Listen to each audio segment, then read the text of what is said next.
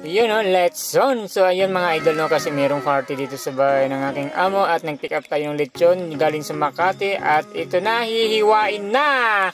Ayan, tinadtad na yung lechon. Dalawang lechon yan mga idol no.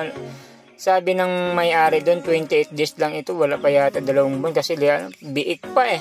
So ayun no, ang isang lechon dyan, may lamang kanin at isa wala.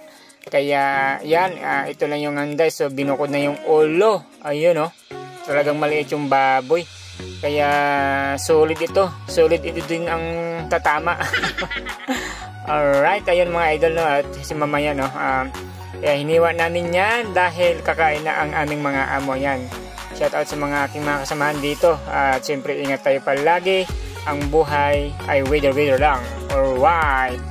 So ayun mga idol no, ano oras na, sigurado gabi naman kayo matatapos nito.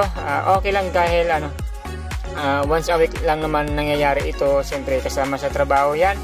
At yun, inahanda na lang ng mga kasamahan ko no, ang mga paper plates at ayan, naka-ready na yan. Kulang na lang i-reserve lang nila yan para sa mga amo namin na kasi may mga bisitang darating. Kaya ayan, maya